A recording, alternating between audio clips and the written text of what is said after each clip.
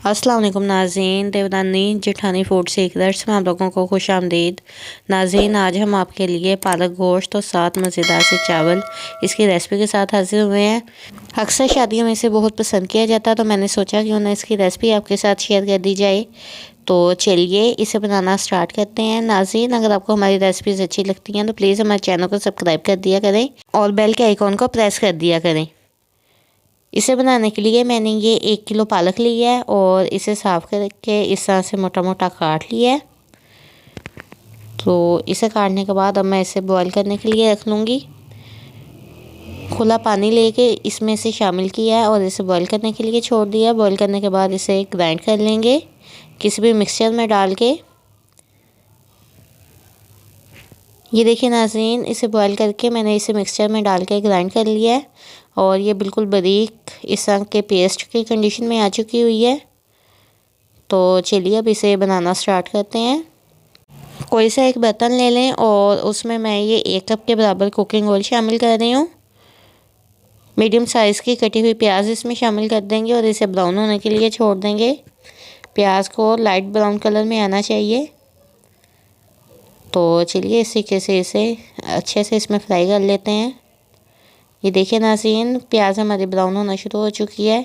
तो अब इसमें शामिल करेंगे ये लहसुन अदरक का पेस्ट 1 टेबलस्पून और इसे इसमें हल्का सा फ्राई कर लेंगे 1 आध मिनट के लिए।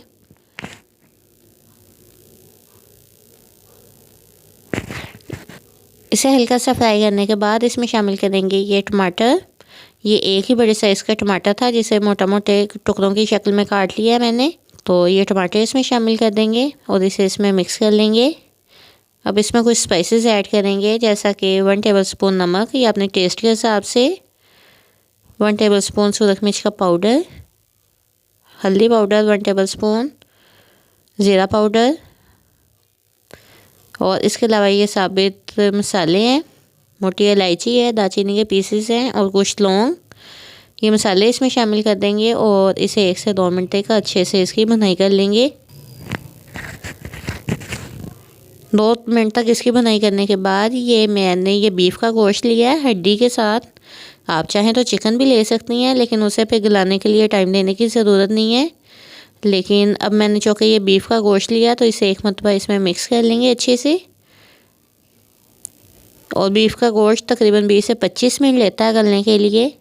तो इसमें शामिल करेंगे ये 1 प्याली पानी, एक मरतबा इसे मिक्स कर देंगे हल्का सा और उसके बाद ऊपर से कवर लगा के इसे 20 मिनट के लिए इसका मैं प्रेशर लगा दूंगी ताकि हमारा गोश्त जल्दी से गल जाए।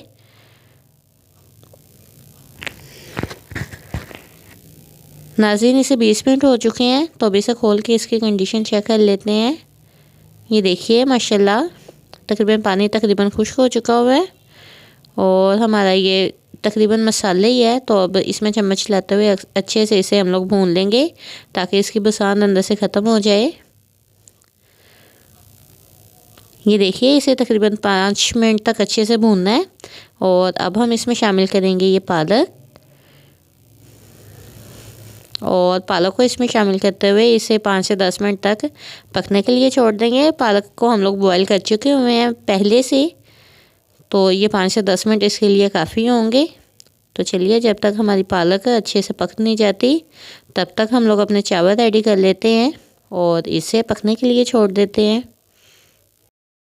ये देखिए चावलों के लिए मैंने ये बासमती राइस लिए हैं और इसे आधा घंटा पहले भिगो दिया था। इन्हें भिगोने के बाद मैंने दूसरी साइड पे नमक डालकर पानी बॉईल होने के लिए रखा था जो कि बॉईल होना शुरू हो चुका है।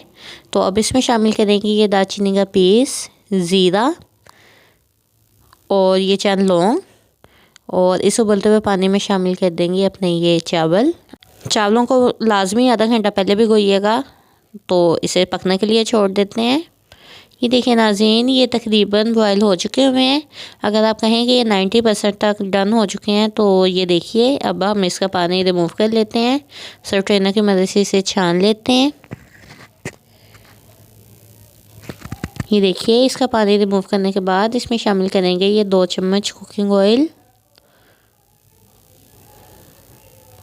और उसके अलावा ये ज़र्दा कलर है मेरे पास, ये ऑप्शनल है, करना चाहे तो कर ले वरना आपकी मर्ज़ी है।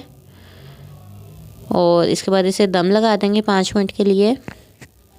इन्हें 5 मिनट हो चुके हुए हैं, तो अब इसकी कंडीशन देख लेते हैं। चावल हमारे माशाल्लाह तैयार है, जबकि दूसरी साइड पे ये पालक भी हमारी तैयार हो चुकी हुई है। ये देखिए ऑलमोस्ट पालक से लगा हो चुका हुआ है।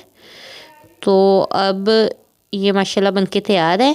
तो अब सबसे एंड पे इसमें शामिल करेंगे कटा हुआ हरा धनिया। धनिया को इसमें ऐड करने के बाद इसे डिश आउट कर लेते हैं। डिश आउट करने के लिए इसके साथ की कोई सी प्लेट ले लें। और ये देखिए माशाल्लाह हमारे चावल कितने बेहतरीन चावल हमारे बनके रेडी हुए हैं। कलर वाइज भी देखने में भी खूबसूरत हैं और खाने में भी माशाल्लाह बेहतरीन।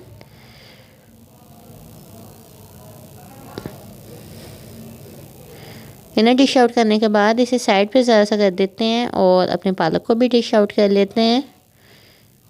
ये देखिए नाज़रीन, माशाल्लाह हमारी बेहतरीन किस्म की पालक बन के रेडी हुई है।